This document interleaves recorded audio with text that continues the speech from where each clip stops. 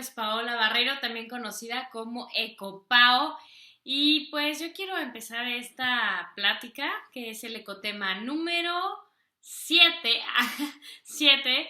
Y vamos a empezar este tema. El tema es el impacto de las casas y sistemas tradicionales. Ahora bien, la frase con la que quiero empezar es que estamos en un momento histórico en donde nuestra vida marca la historia del planeta y el destino de sus futuras generaciones. Pero para explicar este tema, la información viene muy sencilla en mi libro. No la voy a dar toda completa porque pues es muy amplia, pero viene en el capítulo 4, la huella ecológica de tu casa, el impacto que le generas al planeta. Viene ahí el tema de la huella de carbón, de las casas tradicionales, la huella hídrica de las casas tradicionales y la huella de residuos en una casa tradicional. Ahora bien, yo te quiero preguntar a ti, el impacto, ¿cómo lo notas? En una casa el impacto tal vez a veces ni lo notamos y por eso tal vez no somos conscientes de todo lo que estamos generando, porque el impacto como tal es algo que genera un efecto, un resultado, una consecuencia. Como tal, la definición de impacto es un choque violento de una cosa contra otra, se impacta y esto genera una huella o un efecto.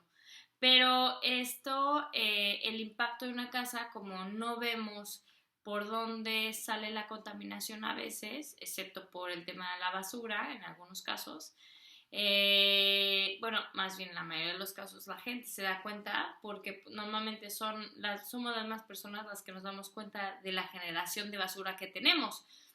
Pero de otra forma es complicado darte cuenta de la contaminación que generas en el aire, en el agua o pues básicamente en el aire, en el agua, en el suelo, pues podríamos ver el tema de los residuos. Entonces, en una casa tradicional entra agua limpia y sale agua sucia, es decir, aguas residuales, jabonosas y negras. También si entra energía de combustibles fósiles, o sea, por ejemplo, la energía de la red viene de fuentes mayoritariamente de combustibles fósiles, entonces salen gases de efecto invernadero. Si entran productos manufacturados de los que compramos, por ejemplo, para alimentarnos principalmente, pero también para otro tipo de productos de lo que compramos, entran productos y salen residuos. Residuos de distintos tipos, residuos sólidos urbanos, etc. Y si entra aire limpio, sale aire sucio, o si entra aire externo de cualquier tipo, normalmente sale más sucio por los tóxicos que usamos, porque no tenemos purificación del aire, porque no tenemos plantas purificadoras de aire normalmente, aunque en algunas casas ya las hay, ¿verdad? Pero normalmente lo que sale de nuestra casa es más contaminado. Y como yo les comentaba, es más difícil darte cuenta porque no es algo que puedas medir tan fácilmente. Entonces, uno de los impactos más grandes que hay en el planeta es construir de acuerdo con el modelo tradicional de vivienda. Uno, que no es eficiente, requiere de gran consumo energético, requiere de gran consumo de agua y despliega efectos negativos en el aire, en el agua y en el suelo. Ahora veamos. En el tema de la problemática a resolver, que es enorme, pues hay un tema de una huella hídrica muy fuerte. Los centros urbanos en México descargaron aproximadamente 7.3 kilómetros cúbicos en el 2012, ¿no? De acuerdo a la Semarnat. Ahora, en el tema de la huella de carbono, el sector residencial en el 2015 produjo 21.279 gigagramos de CO2 equivalente y 29.49 de carbón negro, según el Inventario Nacional de Gases y Compuestos de Efecto Invernadero. Ahora, en tema de huella en emisiones, a veces en una casa el aire está contaminado más adentro que afuera. Incluso esto puede ser una proporción de 2 a 5 veces más contaminado adentro que afuera.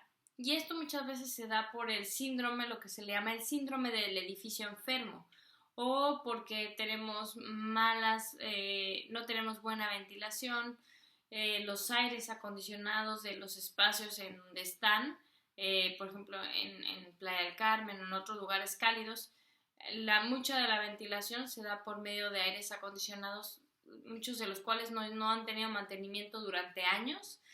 Y hay otros lugares en donde la ventilación es casi nula, entonces entra el aire y pues ya no hay forma de purificarlo, de que salga el aire sucio de la habitación. Entonces se tendrían que utilizar también ventiladores, purificadores de aire. Y haciendo una analogía, las ventanas podrían permitir el acceso de un aire limpio. Es como el equivalente de hacer que nuestros pulmones funcionaran bien, porque entra aire limpio y sale aire sucio, ¿no? Entonces, pues el equivalente sería permitir que saliera eso para que entrara aire limpio. Las ventanas son muy importantes y sobre todo que los flujos de aire también sean pues diseñados adecuadamente. Ahora bien, en el tema de la huella en el suelo, a nivel nacional se generan 120.128 toneladas diarias de residuos sólidos urbanos, es decir, más o menos 1 kilogramo por persona, ¿no? Así que de ese kilogramos aproximado que generamos por persona al día, la mitad es orgánica y la mitad es inorgánica. Aumenta la proporción de residuos orgánicos en las zonas rurales. Entonces, en una casa entran recursos y salen residuos. Lo veremos mejor en esta parte. Ahora, la estadística viene del Sistema de Información sobre Cambio Climático, donde ahí también hay información muy importante acerca de temas de cambio climático. Aquí vemos en esta imagen que entran recursos y salen desperdicios y que nuestra casa genera un impacto, una huella ecológica en el entorno. Además, quería complementar con esta información con datos muy puntuales en tema del impacto. ¿Sabías que el 70% de los ríos y cuerpos de agua en México están contaminados? El agua limpia que le bajas al excusado durante un año sería el agua que podrías beber durante 6 años. Por otro lado, hay sobreexplotación de los acuíferos subterráneos en México, 105 de 653 acuíferos subterráneos. Y por ejemplo, un impacto del que muy pocas personas hablan o comprenden la magnitud es que, por ejemplo, vamos a poner ejemplo de la Ciudad de México, del Valle de México, de donde se abastece de agua. Entonces, el sistema Cutzamala en México es un sistema hídrico con 39 años de funcionamiento, infraestructura para el almacenamiento, conducción y potabilización, además de la distribución del agua. Aporta nada más ni nada menos que el 26% del agua potable que se consume en el Valle de México. 26%. Ahora, chéquense. Tiene 6 macroplantas de bombeo, 205 kilómetros de tuberías de acero y concreto con diámetros de 1 a 3.5 metros, 72 kilómetros aproximadamente de canales abiertos y 44 kilómetros de túneles. Esta es una fotografía del sistema Cutzamala. Esta es una foto de un esquema general de dónde están las plantas potabilizadoras, las presas, etc. Y veamos, en el tema de Cutzamala, fíjense, suben el agua a una altitud de hasta 2.700 metros sobre el nivel del mar y esta viene desde 1.600 metros sobre el nivel del mar, es decir, es la parte más baja desde donde se encuentra el agua, ¿no? Y utiliza muchísima energía para mover esa agua. O sea, estamos hablando de que tiene motores de 22.000 caballos de fuerza para bombear el agua. La planta potabilizadora filtra una capacidad de 500 litros por segundo y el agua es elevada a más de 1100 metros desde Michoacán hasta el Valle de México. Entonces, cada segundo el sistema llena 16 tinacos de 1000 litros del Valle de México. Ahora, si relacionamos esto con la noticia de Forbes del 2021, de mayo del 2021, pues nos dice que Conagua ya no quiere pagar 3,000 millones de pesos de luz del Cutzamala a la CFE. Pues obviamente el consumo de electricidad de las 6 plantas de bombeo del Cutzamala equivalen a 23% del gasto corriente anual de Conagua. Es ahí cuando nos damos cuenta que cuando le bajamos al baño tenemos que pensar en que estamos, en primer lugar, bombeando, ¿no? Un recurso hídrico a nuestra casa a través de unas bombas. Esto en el caso de Cutzamala viene de presas y que están bombeando, están generando un gas de efecto invernadero. Al momento en el que se bombea, se utiliza la electricidad y normalmente la electricidad viene de fuentes no renovables. Entonces, todo esto está generando, cuando vamos al baño, una huella de carbón muy, muy grande. Entonces, al menos tendríamos que empezar ya con usar biodigestores, baños secos, etcétera. Ahora voy a ponerles esta imagen de todo el impacto que generan las casas, así es como se ven en el mundo, ¿no? Generando esta polución, siendo focos de infección, ¿no? En el aire, en el agua, en el suelo. Y lo que queremos es justamente lo opuesto, que nuestras casas generen beneficios sociales, económicos y ambientales y que hagan florecer al entorno. Esta es la meta, esta es la utopía, este es el camino hacia el cual queremos direccionar nuestros esfuerzos, las personas que queremos alcanzar el desarrollo sustentable. Queremos contrarrestar la productividad negativa y la disminución de recursos naturales que hay derivado del extractivismo y derivado de la destrucción de los ecosistemas. Y esto se da obviamente por el uso de tecnologías que no cuidan al medio ambiente. Y por temas de que los sistemas tradicionales pues no están hechos precisamente para cuidar y mantener y conservar el entorno. La productividad positiva en este caso sería aumentar los recursos planetarios y hacer florecer nuestro entorno y hacer crecer nuestras posibilidades planetarias. Entonces, tendríamos que también pensar en hacer compras responsables, compras sustentables para generar una productividad positiva y en lugar de tener menos recursos, tener más.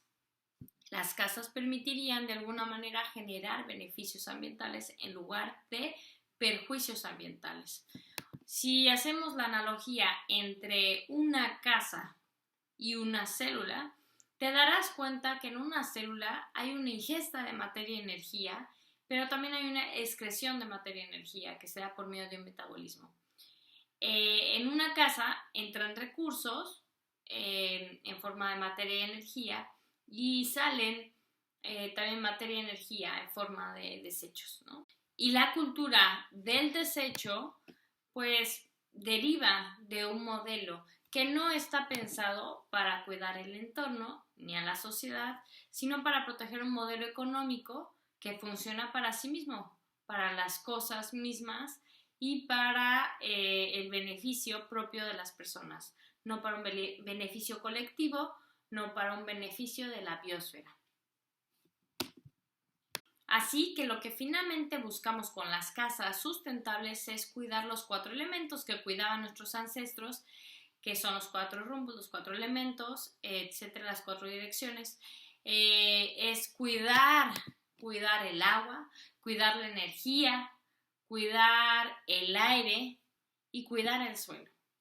Entonces, esto es algo ya realmente muy sencillo. Desafortunadamente hoy tenemos contaminados el aire, el agua, el suelo y pues la energía que podemos obtener por medio de fuentes renovables realmente pues le estamos ocupando a través de fuentes no renovables que ensucian y generan gases de efecto invernadero que provocan y exasperan los efectos del cambio climático. Entonces, lo que buscamos es que todos seamos uno y haya una prosperidad ambiental, haya un florecimiento del entorno. ¿Y por qué? Porque esto es posible, ya existe la tecnología y es algo que ya está sucediendo en muchos lugares del mundo, como ya vieron algunas ecoaldeas, viviendas ecológicas y todo. Ya es un modelo que se está implementando y que está tomando fuerza poco a poco. Entonces, pues les mando un abrazo, espero que les haya gustado y nos vemos para la próxima.